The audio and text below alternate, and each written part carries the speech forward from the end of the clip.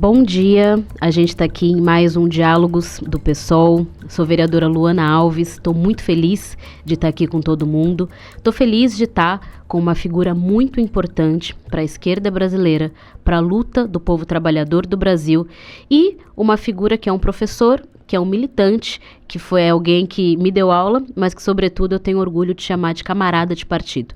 Vladimir Safatli. Sim, obrigado, Luana. É um prazer imenso estar aqui com você. Vladimir Safatli, eu vou ler um pouco da sua biografia. Vladimir Pinheiro Safatli é um filósofo, escritor e músico brasileiro nascido no Chile. É professor titular da cadeira de Teoria das Ciências Humanas da FEFELET USP, filiado ao PSOL desde 2014 e autor de diversos livros, entre eles A Esquerda que Não Teme Dizer o Seu Nome. Safatli, partindo desse último ponto da sua biografia, de autor desse livro, eu queria te fazer uma primeira pergunta. Esse livro é um livro que já tem alguns anos, né? Um livro que já tem mais de 10 anos e que você está no momento de uma reedição, digamos, um relançamento. O que você acha que tem nesse livro de fundamental, que era essencial para o debate da esquerda brasileira naquela época, com a conjuntura de 2012? Como que você acha que esse livro mantém a sua pertinência na nossa conjuntura de 2025? Então, na verdade, eu reeditei o livro. E, na ocasião da reedição, eu reescrevi o livro. Ele na verdade, é um novo livro. Então, quem tem o primeiro pode comprar o segundo, não tem o menor problema. Né? Mas eu achei que isso era importante, fazer esse gesto, pelo seguinte. Primeiro, porque eu acho que a esquerda precisa de fazer uma grande autocrítica, e eu me incluo nisso. Né? Então, coisas que eu acreditava em 2012, eu não acredito mais. Né? Até porque o mundo mudou muito radicalmente. Para você ter duas ideias. Né? A primeira delas, se em 2012 alguém chegasse para a gente e falasse, olha, o maior problema da política mundial vai ser a ascensão de um fascismo global, a gente achava que o cara estava delirando, né? Que podia ser uma coisa meio exagero, pode ser uma tendência em algum aspecto da nossa vida, mas nada que fosse realmente uma preocupação concreta. Bem, isso mostrou completamente outra razão. E segundo, 2013 pode parecer trivial, mas vem antes de 2012, vem antes de 2013. Uhum. Então, ainda existia uma certa crença de que era possível operar dentro da institucionalidade brasileira. A gente estava dentro do governo, né? Era um governo que estava já dando muitos sinais de esgotamento, mas que era possível, sei lá, fazer o debate dentro da instituição. Hoje eu não acredito muito nisso. Eu acredito que é necessário, claro, sem ter um discurso anti-institucional primário, mas acho que é necessário você ter forças muito consistentes que operam fora da institucionalidade, até para pressionar o processo. Né? Então tudo isso me fez reescrever muito o livro, embora as duas ideias centrais elas tenham sido preservadas, que é a esquerda ela se caracteriza por uma defesa intransigente da igualdade radical e da soberania popular.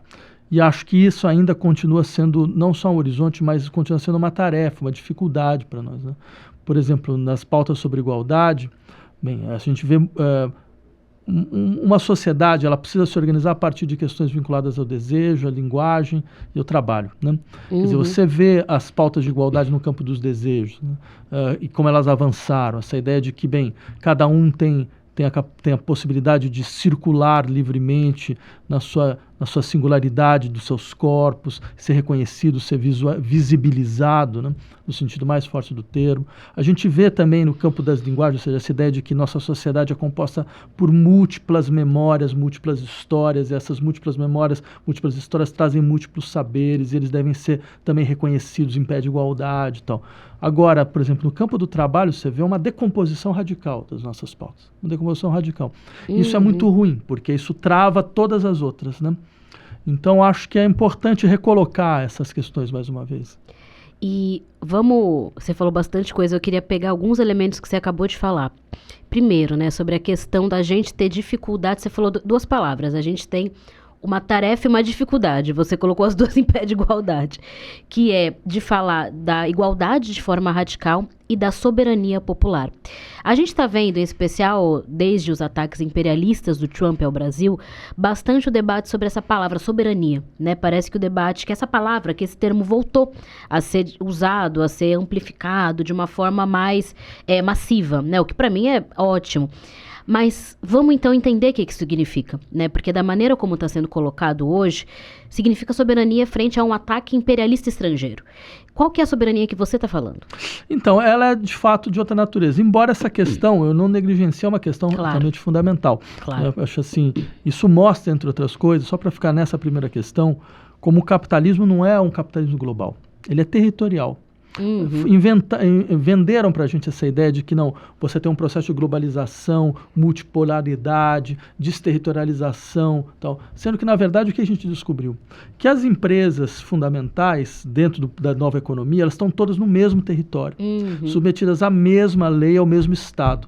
Para você ver, a situação ela é tão brutal que hoje eu não posso nem usar meu cartão de crédito sem que todas as minhas informações vão para os Estados Unidos, que tem um nome muito claro, entendeu? Então, ou seja, ele pode me desconectar do sistema de compra, eu não consigo comprar no meu supermercado. A dominação é global. A dominação colonial é impressionante. Você falou muito bem, você colocou muito bem essa questão. Isso mostra a permanência do imperialismo como uma figura fundamental do colonialismo, né?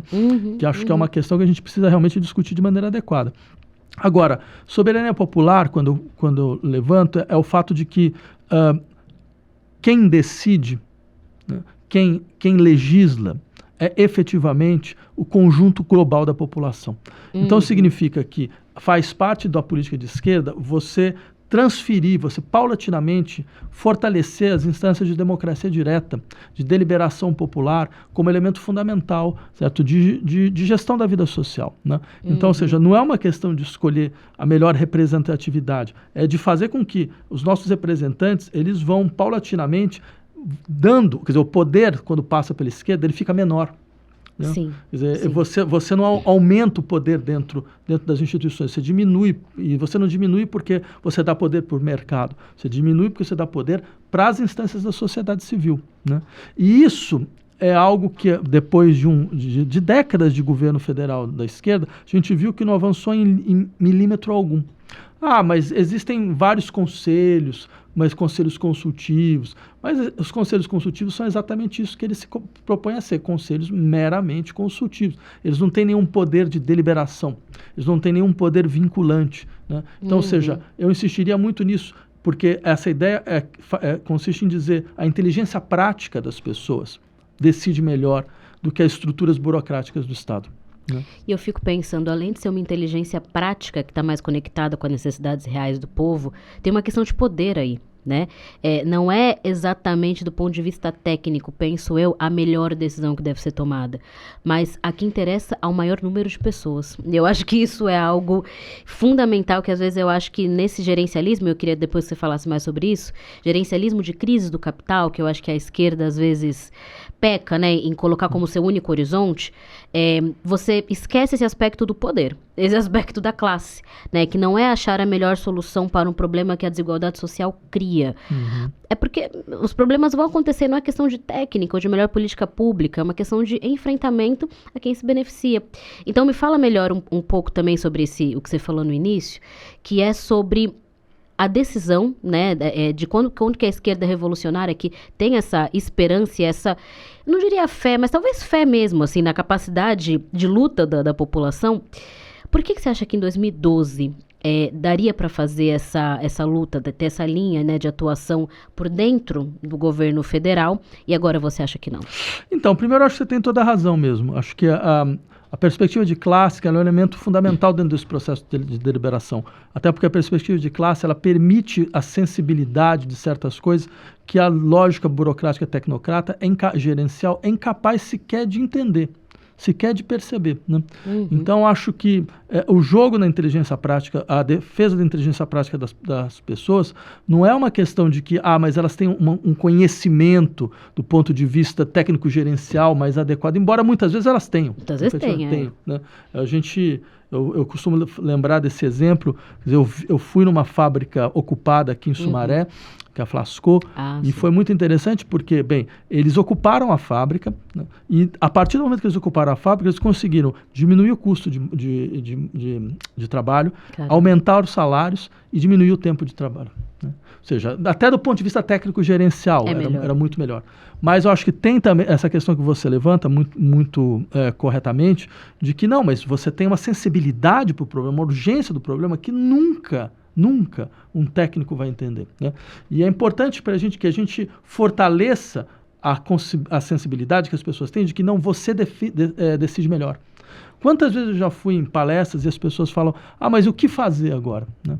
Eu sempre achei graça dessa questão, porque, bem, primeiro, como assim o que fazer? Assim, você sabe, mas isso já é um sintoma interessante do problema. Você tirou das pessoas a crença de que elas têm a capacidade, efetivamente, de raciocinar a respeito dos problemas que tocam elas diretamente, né?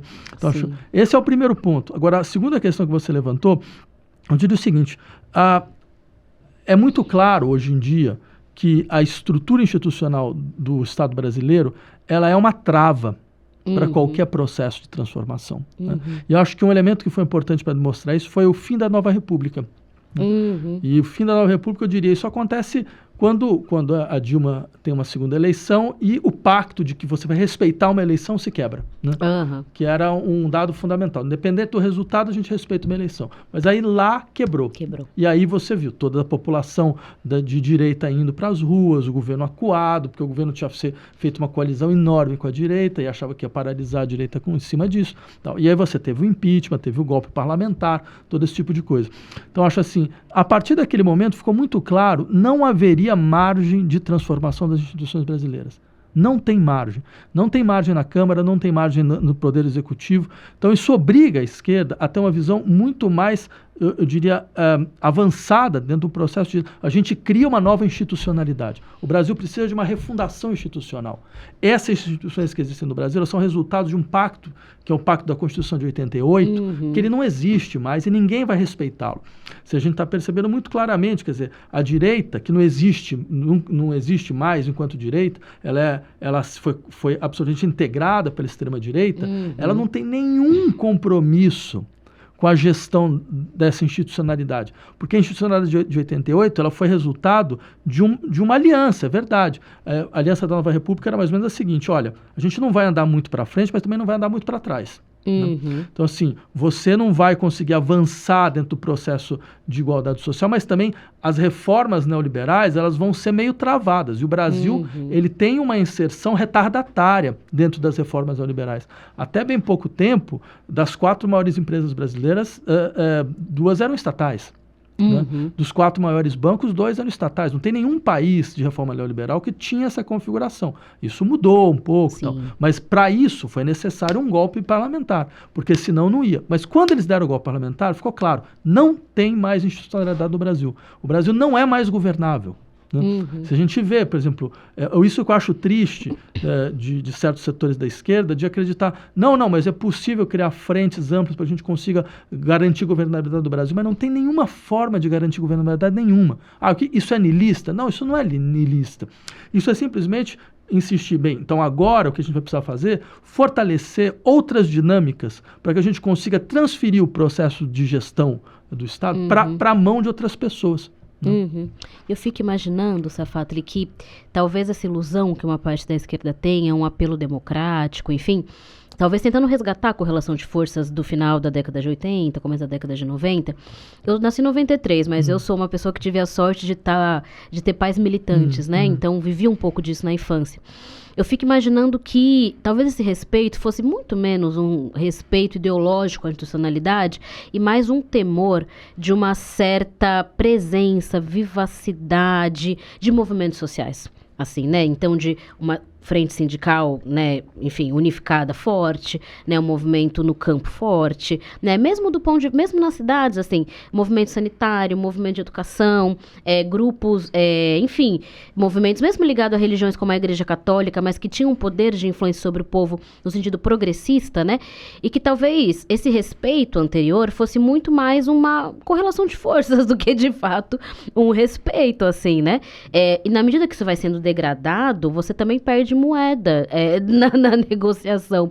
Então, o que eles perdem, assim, né? Inclusive, se eles conseguem ter formas de mobilizar, né, mesmo que a direita, a classe, de criar ali mobilização permanente, mesmo que de uma forma talvez neofascista, eles, inclusive, têm a moeda ao contrário. Não precisa, né, ter medo, assim, né, do que a esquerda pode oferecer nas ruas. Entende mais ou menos o que eu quero falar?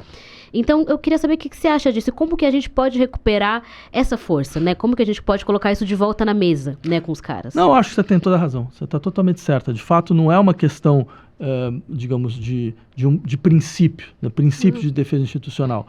Não, é uma questão de realismo da estruturação de forças. De fato, naquele momento, você tinha uma força sindical, uma força operária, certo? Uma força da esquerda muito mais combatível do que a gente está tendo agora. Ou seja, em bom português, você colocava o país numa greve geral de uma semana. Você parava o país inteiro, entendeu? E isso realmente funcionava, né? Até a greve dos petroleiros. A greve dos petroleiros é um momento onde isso se quebra, né? Do Fernando Henrique. Porque é o modelo neoliberal clássico. Como é que você... O modelo neoliberal é o modelo de uma guerra civil interna. E essa guerra civil contra os setores organizados da sociedade civil. Foi assim na Inglaterra, quando a Thatcher entra em guerra contra os mineiros, né? Então você tem uma greve de meses, uma greve que vai ter 7 mil pessoas pretas, 47 pessoas mortas. Eles vão utilizar pela primeira vez todas as técnicas que eles utilizavam nas guerras coloniais, de escuta telefônica, bala de borracha, gás lacrimogêneo. Nunca isso tinha sido usado dentro de conflito interno. Eles usam dentro de conflito interno. Nos Estados Unidos, a mesma coisa, é a greve dos controladores aéreos do governo Reagan.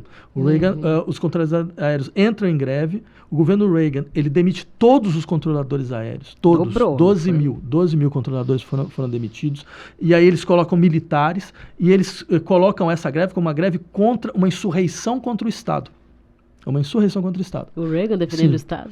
No sentido de que, olha, vocês não tinham direito de fazer esse tipo de greve, vocês estão colocando o Estado em colapso e tal. E no Brasil foi a greve dos petroleiros. Nesse que o governo ele utilizou o exército para invadir as refinarias. Né? Não sei se isso foi em 95 tal. Você teve, ou seja, era uma questão de segurança nacional, né? Então, ou seja, depois disso, você perde um pouco, não só você perde a força, mas você vai se desarticulando, porque tem todo um trabalho do Estado de desarticular esses setores organizados. E aí a gente chega nessa situação atual. E a situação atual, bem, vamos falar as coisas claramente. Os movimentos sociais brasileiros, em larga medida, eles são sócios do governo federal. Isso tem um problema enorme, porque isso trava os movimentos, né? Trava os movimentos por quê? Porque você não consegue colocar os governos contra a parede. O pessoal do MTST, os companheiros começaram a ficar me espinafrando agora, mas assim, eu já falei milhões de vezes, eu falo, olha, não tem como a gente entrar dentro de uma discussão, a gente está gerindo o governo junto com o governo. Certo? Porque essa não é a função dos movimentos, não é fazer gestão social. A função dos movimentos é pressionar o governo para ir naquela direção que ele não quer ir e que ele não consegue ir. Se você não tem autonomia, você não vai conseguir fazer isso. Veja, por exemplo, os companheiros do MST, o preço que eles pagaram para ter que entrar dentro de um processo coletivo junto com o governo. Quer dizer, a reforma agrária foi travada. Ela está travada, né? Já há vários anos. A quantidade de terra que foi alocada no governo Fernando Henrique é maior do que a do governo Lula 3. Né? Hoje o agronegócio está muito mais à vontade. Que ele virou o grande parceiro do governo. Dentro de um problema que é ecológico, é econômico e é social. E é muito agoniante ver a fragilidade disso, né? Porque é isso. Se travou a reforma agrária, né? Se tem essa aliança com o agronegócio, mas que é uma aliança, assim, de um lado só, né? Na verdade, é quase uma subserviência, porque a gente agora está na pauta, né? A gente está na pauta de debater ou não anistia, né? Porque os golpistas tentaram e ficou provado que os golpistas do 8 de janeiro foram financiados pelo agronegócio. Tinha um plano de matar o Lula. Eles queriam matar o Lula. Exato. Então, Lula até o Lula e o Alckmin. Não apenas o Lula como Alckmin. Então, assim, olha onde esses caras podem chegar.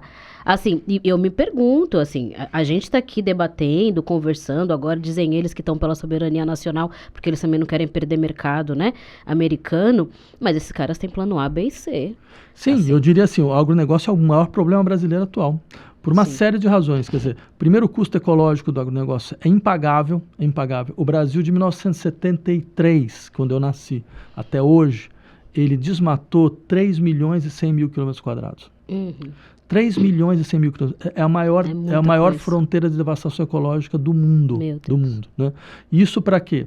Para dar espaço a um modelo de ocupação de terra que é escravocrata, que é concentracionista, certo? Que não produz riqueza social. Né? Que, na verdade, ele desmantela o sistema de produção de alimentos. Né? Porque se você vai ver, a quantidade de terra alocada para a produção de arroz, feijão e mandioca diminuiu. Exatamente. Enquanto a promessa, né, de alimentar o Brasil é uma falácia, é uma mentira. Hoje em dia, para uma pessoa negra das periferias urbanas, está mais caro se alimentar. E está mais caro se alimentar mal. Né? Então, é muito doido isso, né? Porque hoje, como que a gente consegue debater esse assunto? Isso que o agronegócio tem, né, de espaço, é para riqueza própria mesmo. Na verdade, vai tirando o espaço das culturas alimentares nossas, né? Sim, e autonomia alimentar, segurança alimentar, tudo isso vai sendo colocado em xeque, você percebe? Então, que o governo faça essa aliança, que ele faça essa escolha preferencial, que é uma escolha preferencial que literalmente vai sufocar o país. Né? Porque, literalmente, a gente viu o que aconteceu nas queimadas do ano passado, graças a Deus não houve grandes queimadas esse ano, mas ninguém garante que não vai acontecer, que só estão esperando a mudança de governo. O que seria no governo Tarcísio, certo?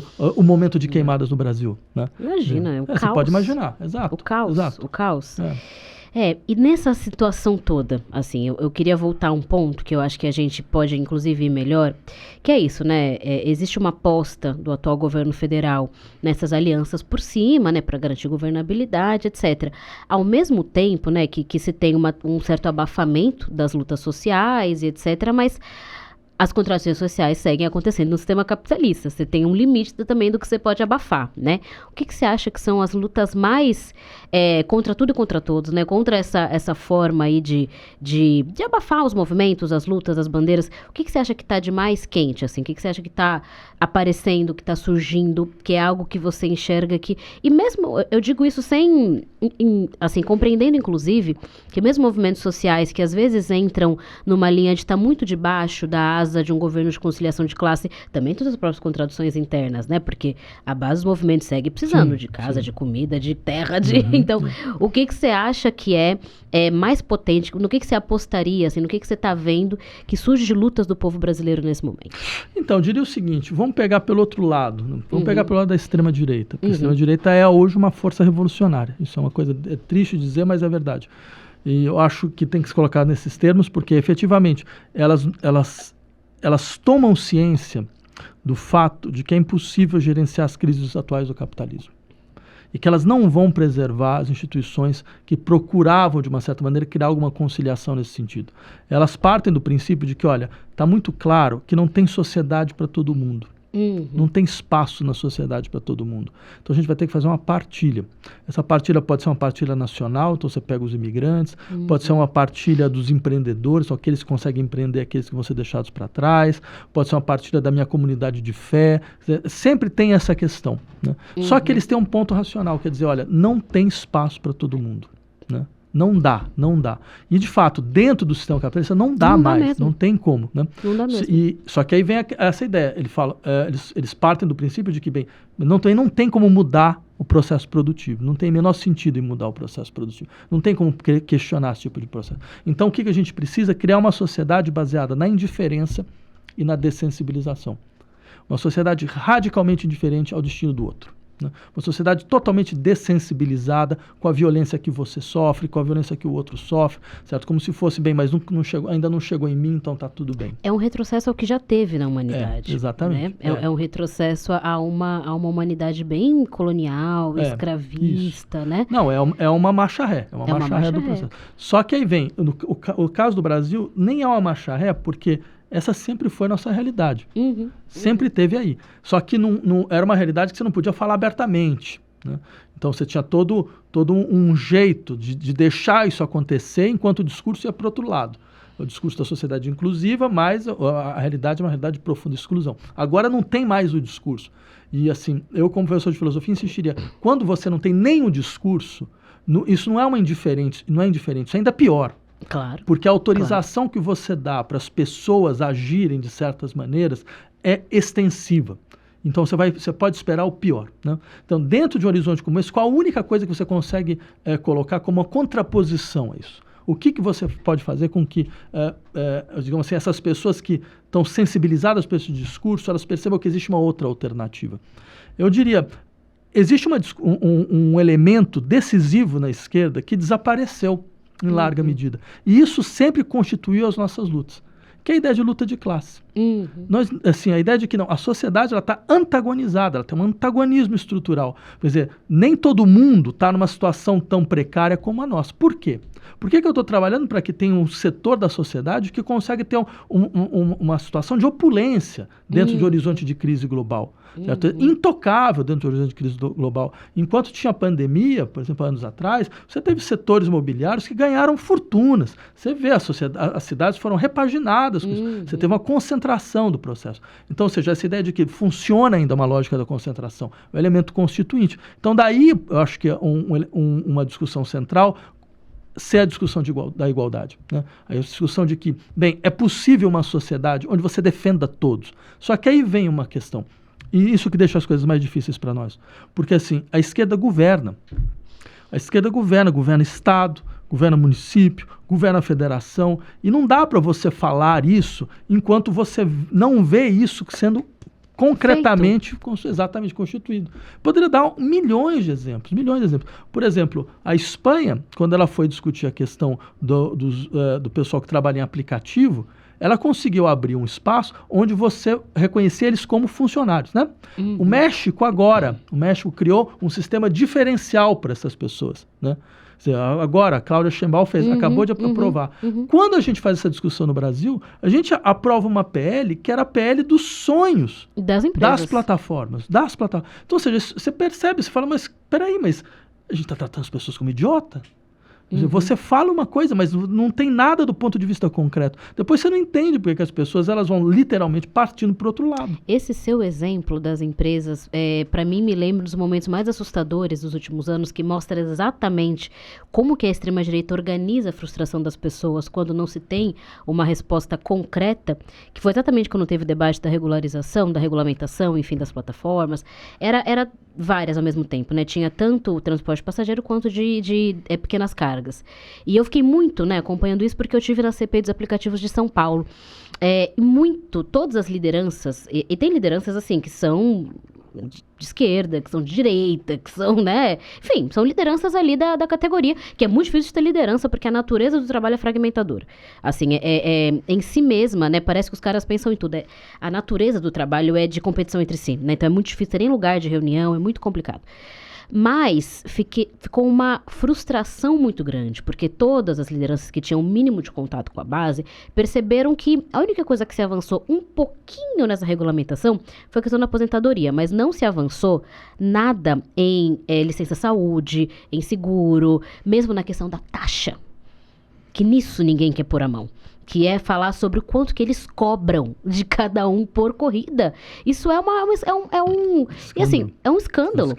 E é isso, o cara de aplicativo pode ter a ideologia que ele quiser, ele vai ter um conceito de mais-valia muito melhor do que muito intelectual, porque tá na tela do celular dele. Assim, a porcentagem por corrida que o aplicativo fica, que é exatamente o roubo do trabalho que ele fez. Assim, que fica para o aplicativo, por quê? Porque ele fez um app que não é nada, entendeu? Não é custo nenhum.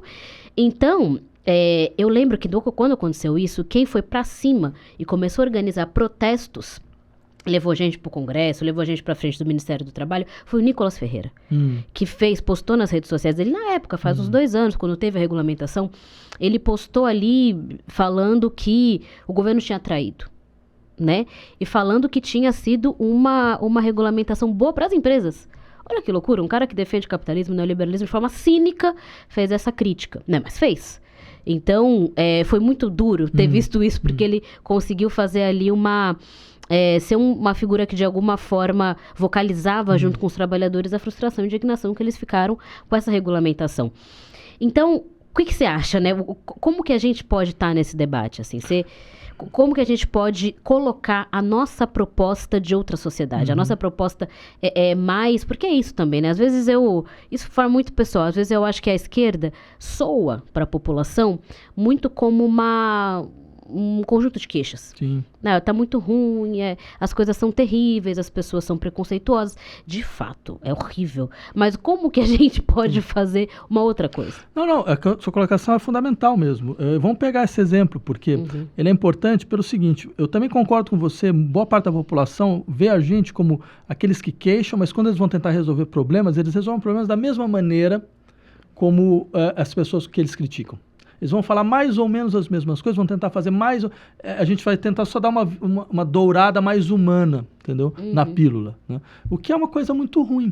Por exemplo, essa discussão sobre os aplicativos, ela tem uma base ideológica muito, muito forte, que é a base de que essas pessoas elas querem ser autônomas e empreendedoras. Então ninguém aqui quer CLT. É aquela discussão clássica. Até porque o que me pareceu, conversando com alguns desses trabalhadores, o que eles acham que é CLT é salário mínimo. E, de fato, hoje em São Paulo, qualquer trabalhador de aplicativo ganha mais que o salário mínimo, ganha pelo menos os 2 salários mínimos, sendo sincera.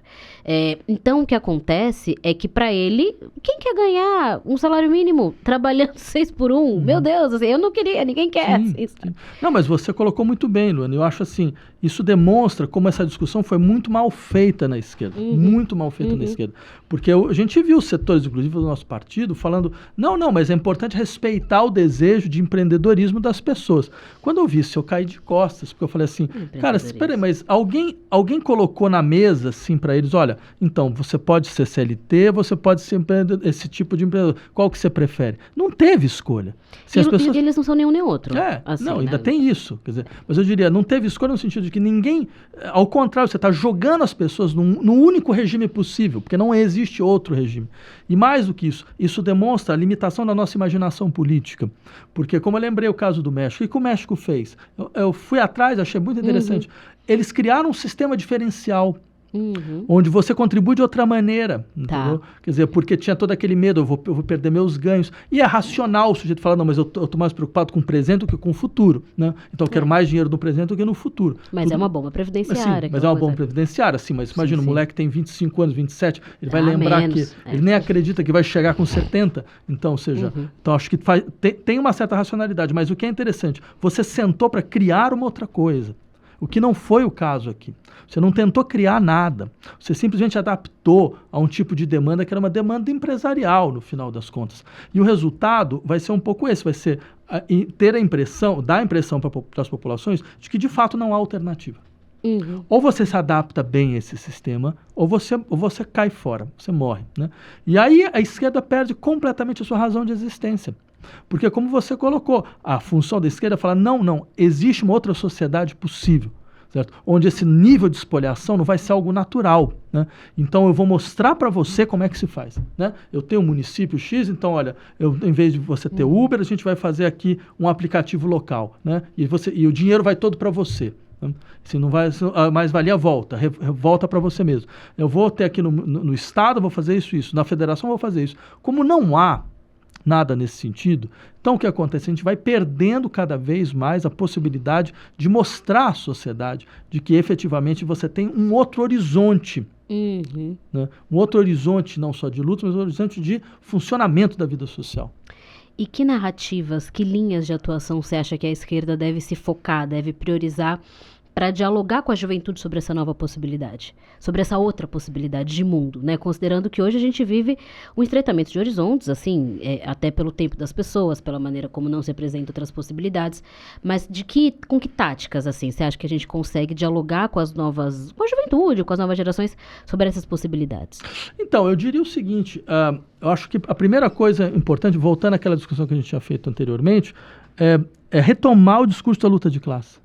Eu falar, não, veja assim, os interesses do Elon Musk e do Jeff Bezos não são os nossos interesses. Tão longe. Retomar o classismo. Exatamente, tão longe de serem nossos interesses. Ao contrário, eles querem mais que a gente se coloque numa posição de profunda precariedade, profunda vulnerabilidade. Meus interesses do Lehman não são meus interesses, né? Os interesses do dono da Riachuelo não são meus interesses. E não tem nenhuma possibilidade de a gente sentar na mesma mesa para tentar descobrir interesses comuns, porque não há.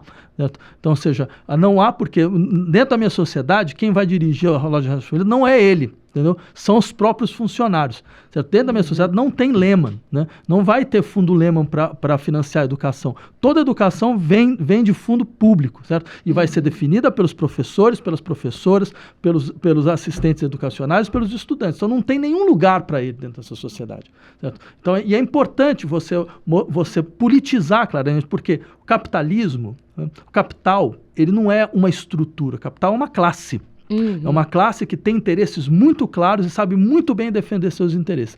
É uma classe que, inclusive, se serve das dinâmicas de desenvolvimento tecnológico, certo, para expoliar classes trabalhadoras. Certo? É sempre bom lembrar. Quer dizer, a única coisa que paralisou o capitalismo, certo, foram as lutas operárias. No sentido de que a história do capitalismo não é dada pelo seu desenvolvimento tecnológico. Ele é dada pela força das lutas operárias. Quer dizer, porque aí ela define como vai ser o desenvolvimento. E quando essa luta se decompõe, que é um pouco esse momento, e é interessante, porque ela se decompõe no momento onde a classe operária, ela existe, contrariamente a que várias pessoas dizem, ela existe, ela é duplamente expoliada, certo? Hoje você trabalha, não é para conseguir sobreviver, você trabalha para conseguir gerenciar seu endividamento. É outra coisa. Você vai ver o nível do endividamento das famílias, você vai perceber. Quer dizer, então isso mostra o quê? Mostra que essa classe está ganhando. A classe do capital está ganhando. E a gente está perdendo. Então acho importante retomar essa dinâmica. E quando essa dinâmica é retomada, é muito interessante. Em todos os casos dos últimos 10 anos que eu percebi, onde você tem um discurso classista que entra com força, a esquerda ela ganha força.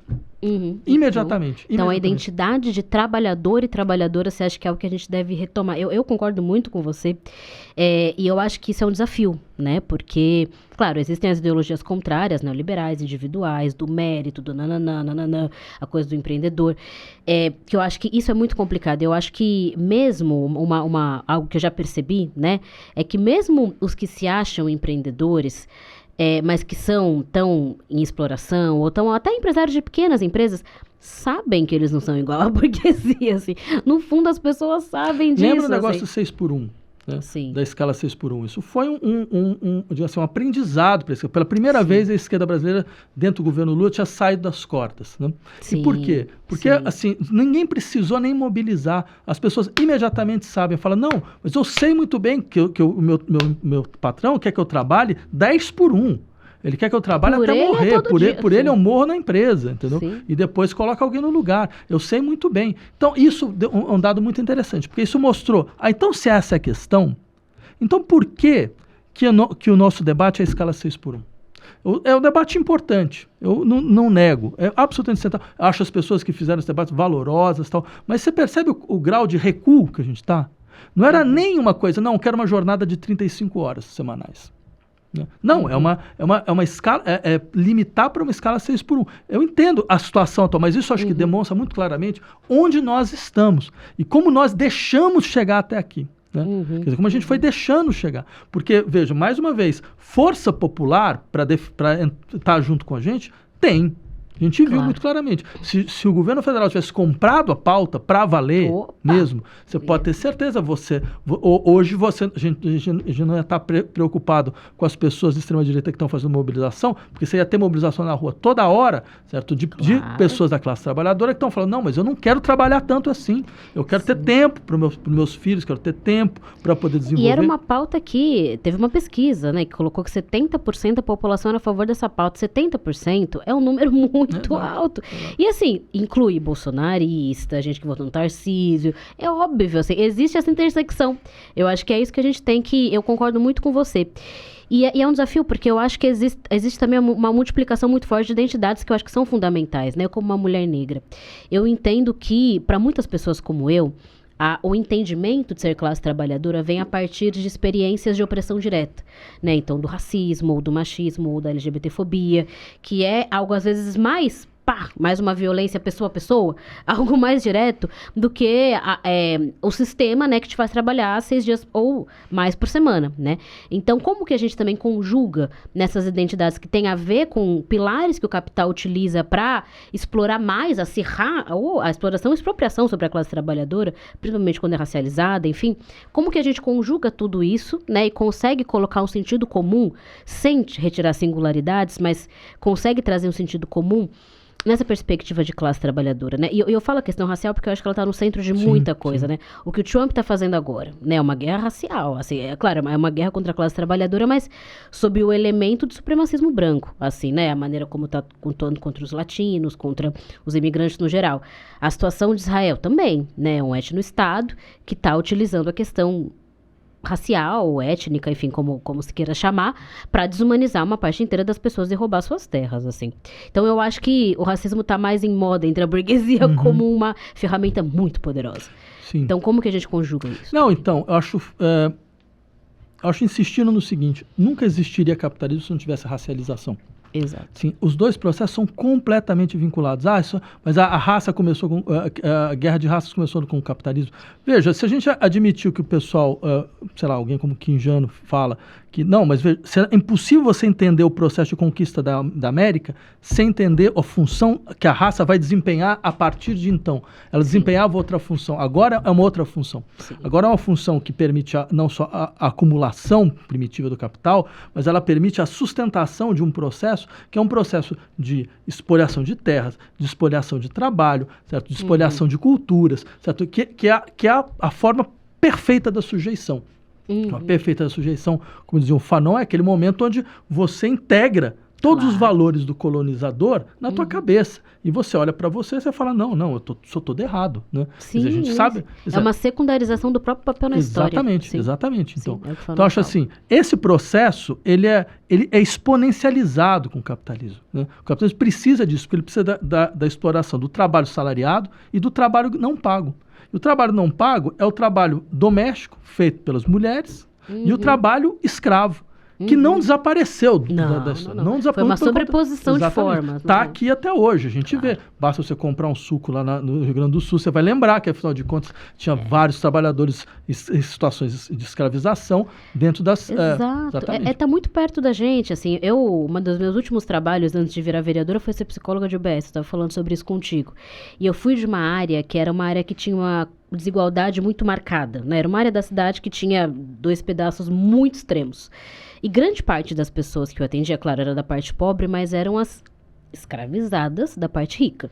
Assim, era um negócio brutal, assim, de empregadas domésticas que estavam há décadas na família e que até podiam ganhar um salário, alguma coisa ali, mas tinham elementos da escravidão que para mim estavam colocados. O rompimento de vínculo familiar, não ter outra casa, assim, sabe? Você mora ali, né?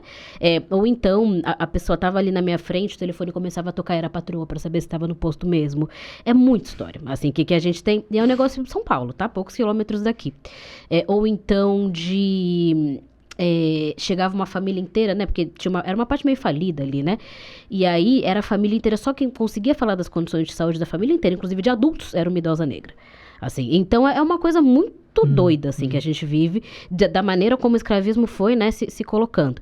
E eu coloquei esse ponto justamente que eu acho que, na minha opinião, inclusive, né, tem gente que fala, mas o problema é as identidades. Eu, inclusive, vejo esse debate cínico em parte da esquerda mais reformista, né, um debate cínico, assim, cínico, e o problema é, o pessoal quer fragmentar, não sei o que, não, imagina, isso é revolucionário. Eu que entendo que a ideia individualista neoliberal disputa o movimento negro, disputa a ideia de pretos no topo e tal. Eu ainda acho que qualquer movimento antirracista, por mais que influenciado por essas ideias, qualquer um tensiona com o sistema.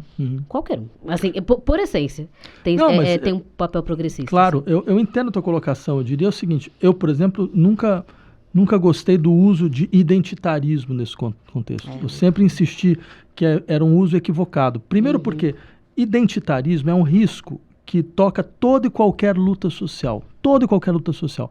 Você pode fazer uma luta nacional que pode se transformar em identitária. Luta de classe pode se transformar em luta identitária. Basta você lembrar, nos anos 60, por exemplo, iam olhar para mim, por exemplo, falar, você é um pequeno burguês, né? Então, ou seja, você não pode compor com a gente. Então, ou seja, é identitário também. Então, ou seja, é um risco geral de todas as lutas. Então, eu não entendo por que a gente aplica só para um certo tipo de luta, a não ser que seja para desqualificá-las de antemão, logo de entrada. Desqualificá-las, domesticá-las e Exatamente. tentar, na minha opinião, inclusive vindo de quem vem, que a gente sabe, impedir algumas novas lideranças. Assim. Não, isso com certeza. Você tem uma configuração de jogos de força que alguns veem como um problema, que é um absurdo, mas além disso, eu diria o seguinte, essas lutas, na verdade, são as verdadeiras lutas universalistas. Elas não são identitárias, elas são universalistas. Elas estão dizendo assim, universal ainda não existe.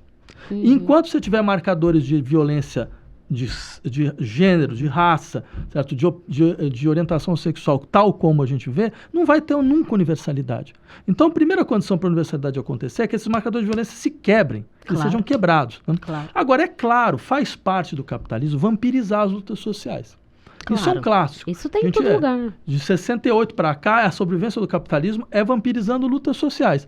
É falando, não, eu consigo integrar você bem num capitalismo mais diversificado, tem um lugar para você no Comitê de Diversidade do Magazine Luiza. Claro que isso acontece. Mas isso faz parte do capitalismo em todas as lutas. Isso foi feito com o sindicalismo nas décadas anteriores e ninguém usa esse discurso. Não, você lembrou isso muito bem. O sindicalismo é o exemplo clássico de integração de lutas sociais dentro da dinâmica do capitalismo. E normalmente é os caras que vão falar da juventude de agora. Falar, vocês moleques, vocês não estão entendendo nada. Exato. Na verdade, o negócio é clássico. Você vai falar, mas é o que vocês fizeram com o sindicato? Porque vocês acham que você tem algum direito de falar de alguém? De falar, exatamente. Então, eu concordo com você em gênero, número e grau. Para finalizar, que eu acho que também tem um ponto que a gente passou pouco, mas que eu queria que a gente finalizasse com isso, mas usa o tempo que você precisar. Como que você enxerga o futuro da esquerda e qual o papel do PSOL nisso? Qual que você acha que deveria ser o papel do PSOL, falando enquanto uma camarada de partido, enquanto alguém que está preocupada, né, com a disputa que se faz sobre o PSOL em termos de pressão para burocratização, pressão para adaptação. Sendo uma parlamentar, eu acabo vendo isso, né, de uma forma muito presente, mas acho que qualquer militante do partido vê. Qual o futuro da esquerda no geral e do PSOL? Então, eu diria o seguinte, primeiro sobre o PSOL, né, eu estou no partido há 11 anos, né, e a despeito de todas as brigas que a gente já teve, eu nunca quis sair do partido. Eu ia ser candidato a governador em 2014. Né? Aí teve um problema interno enorme no partido, que eu acho que não é o caso de voltar mais uma vez. E nem por isso eu saí. Eu fiquei.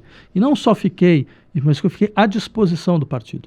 Não teve pedido de candidatura de deputado federal em Roraima, no Amapá, que eu não tenha ido, certo? Simplesmente porque era um pedido do partido, porque eu achava que era uma questão de construir o partido. Né? Eu vejo com muita preocupação vários desdobramentos do partido nesses últimos anos. Né? Eu sempre achei que a nossa função era ser uma oposição de esquerda.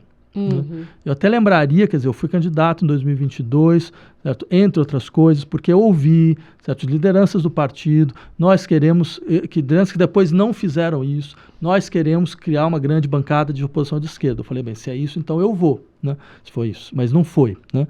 Então eu acho que isso é importante por uma série de razões. Isso dá autonomia para o partido. Claro. Né? O partido pode escolher suas lutas. Né? Pode falar, não, eu apoio o governo em tal luta e essas outras lutas eu não apoio. Posição de independência. E gerenciar sua independência, porque na situação atual a gente paga pelos erros do governo. Claro. Quer dizer, o governo erra e aí a gente vai junto, porque é meio surreal. Hoje o PSOL, alguns parlamentares do PSOL são mais defensores do governo do que o próprio governo. É uma coisa completamente paradoxal. É vergonhosa. Eu acho muito ruim. Eu acho que seria importante, mas agora, isso vem de longe. Quer dizer, eu sempre insisti, o partido precisa de instâncias abertas de decisão e de debate. Eu fui, por exemplo, teve em um dos congressos do partido, eu fiz algumas propostas, porque haviam me pedido, o pessoal do mês tinha me pedido algumas propostas. Uma das propostas era, nenhuma decisão sobre programa, nenhuma decisão sobre candidato que não seja resultado de uma decisão de todos os filiados. A gente abre as decisões para os filiados. Os filiados vão lá, eles votam, falam, não, eu quero esse programa, eu quero esse candidato. Tal.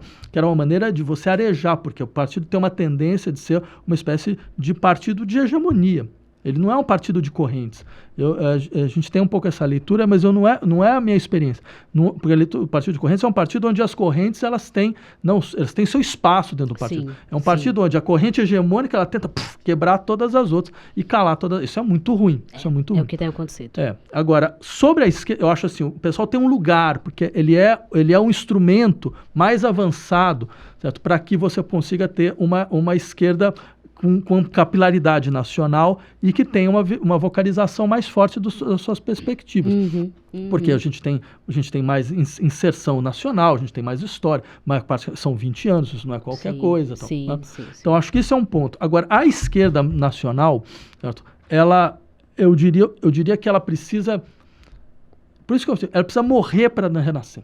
E quando eu falava que a esquerda morreu, não era uma coisa assim, então tá, todo mundo vamos voltar para casa, não tem mais nada para fazer, entendeu? Tanto porque eu não voltei para casa. Eu posso passar toda a lista depois de tudo que eu fiz nos últimos 10 anos. Mas acho que não é o caso. Mas assim, ninguém voltou. O que a gente percebeu é que não contem com a gente para tentar justificar certas catástrofes, certos absurdos. Não contem com a gente. Eu não vou dispor a minha energia, minha força, sabe, meu desejo para tentar salvar aquilo que não tem como salvar. Eu prefiro usar isso, certo, para recriar uma outra coisa, para criar um outro campo, certo, para estar associado a pessoas que têm muito mais clareza a respeito do que elas devem fazer, como elas devem fazer e quais são os desafios. E que não estão preocupados em como é que você vai ocupar cargo, você vai ocupar o governo, como é que você vai fazer esse tipo de coisa, porque isso tem muito, né? Então, ou seja, essa era a questão, assim, a questão da morte da esquerda não é que as lutas sociais elas travaram. Não, as lutas sociais estão aí, né? Estão acontecendo. Mas sob qual propósito? Exatamente, mas você não tem um guarda-chuva, entendeu? Você não tem um horizonte vinculado a partidos, a governo, que potencializam o processo, porque eu não sou totalmente anti-institucional. Eu acho que você tem uma dinâmica instituição, fora da instituição, que é senão um a gente nem disputava a eleição. Exatamente, nem né? disputava a eleição. Né? Mas eu concordo muito contigo, eu estou feliz que você diz isso, porque eu acho que o PSOL ele tem um papel histórico, né, pensando no surgimento do PSOL, que foi ali um racha, do Partido dos Trabalhadores, etc. Porque era um partido que já estava fazendo uma escolha de conciliação de classe, né, e de apostar talvez menos nas lutas de base da classe trabalhadora e mais nesses acordos, né, e que ao que pese que muito mudou nesses 20 anos, né? Inclusive, eu acho que a gente não pode fazer pouco do que é a ascensão da extrema-direita, que é um elemento novo em relação à origem do PSOL, lá há 20 anos atrás. O aspecto da necessidade de um campo de esquerda revolucionário continua. Sim, mais do que nunca. Segue, mais do que nunca, exato. Eu diria o seguinte, eu nunca participei de um partido. É o único. É o único. E depois desse eu também não quero mais nem... Ou seja, assim, eu não sou um cara que fica mudando de coisas, né? Eu acho assim, tem contradições internas, as contradições são difíceis, mas eu acho que a esquerda precisa de um instrumento. De vários. Ela precisa de um instrumento, que é um instrumento de você entrar dentro das instituições, você precisa de vários instrumentos fora das instituições, né? O que você não pode fazer é instrumentos que deveriam estar fora das instituições, você bota para dentro. Aí isso é um problema. Até porque não faz nenhum sentido, assim, isso para mim depois que eu virei parlamentar, faz 4 anos e meio, cada vez eu acredito mais nisso, assim.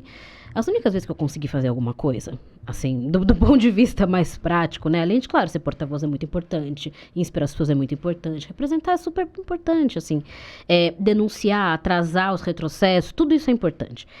Mas do ponto de vista de momentos que deu para avançar com algo, foi quando você tinha movimentos, pressão pública externa ao parlamento. Foram as únicas vezes que você cresce de importância lá dentro, digamos, cresce de peso quando você está referendado por um movimento, por uma luta externa forte. São os únicos momentos. Isso é muito fácil de ver. Sim. Assim. Eu diria assim, até para a gente terminar essa questão, que o Brasil tem um problema, que é um país hiperinstitucionalizado. Ele não é um país que tem um déficit de institucionalidade. Ao contrário, toda e qualquer questão, em qualquer vila de 3 mil habitantes, passa pela eleição do prefeito, passa por você articular com um vereador, com XYZ, ou seja, o Brasil criou um hiperestado que é muito impressionante. Veja, por exemplo, você pega a luta armada brasileira, né? Pega alguém como Marighella, né? Figura, uma príncipes da luta armada do Brasil. O cara veio do Bem, exército. ele foi deputado, Sim, é ele verdade. veio da luta institucional. É impensável em qualquer outro país latino-americano você falar, não, mas a maior liderança da guerrilha era um ex-deputado. Não tem isso. Então, acho que isso mostra um risco da sociedade brasileira. E por isso que a esquerda tem que estar consciente disso. Ela tem que permitir, ela tem que saber lidar com a autonomia de movimentos, que não existe, porque hoje isso enfraquece a gente, em larga medida. E mais do que isso, eu acho que o pessoal tem esse destino, ele teria esse destino de ser simplesmente um espaço no qual essas demandas, elas poderiam ser compreendidas e traduzidas em lutas parlamentares, né? Mas não é isso que aconteceu, por enquanto.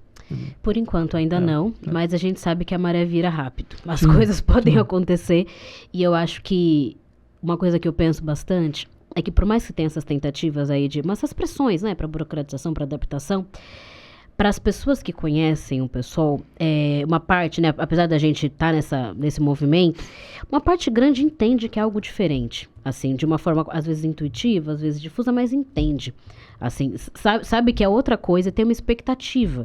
Mesmo em relação a figuras que eu acho que cometem equívocos ao achar que o pessoal deve estar atrelado a um governo de conciliação de classe, que é o governo federal, mesmo com esses equívocos, essas figuras para seus eleitores, para sua base, ainda representam uma radicalidade, assim. Então, é uma contradição que está colocada. Eu tinha sugerido uma coisa há muito tempo atrás que eu achava importante, que era o pessoal conseguir criar uma espécie de programa mínimo de governo. Sabe assim, bem, se a gente ganhar uma prefeitura, qual o mínimo que se espera? Tem que fazer isso. Qualquer circunstância, sabe? Como tinha anteriormente. Eu fazer o quê? O orçamento participativo, vamos mudar 20% da educação, tem que fazer isso, tem que fazer aquilo, tal, a gente vai criar conselho em tal lugar. Isso seria um elemento civilizatório, porque isso serviria até como um elemento para falar, bem, então a gente não está apoiando tal governo, por quê? Porque nem esse programa mínimo está sendo aplicado. Seria muito melhor para negociar. Sim. Para finalizar, que recado final você quer dar para quem assistiu a nossa conversa, a nossa entrevista? O que você acha que algo do nosso debate que não passou? O que você queria trazer para nós, assim, para finalizar? Que o futuro é aberto. Como dizia Joe Strummer, vocalista do The Clash, o futuro ainda não está escrito. Então, tem muita coisa a acontecer. Vamos que vamos. Obrigada, Safatli. Eu que agradeço.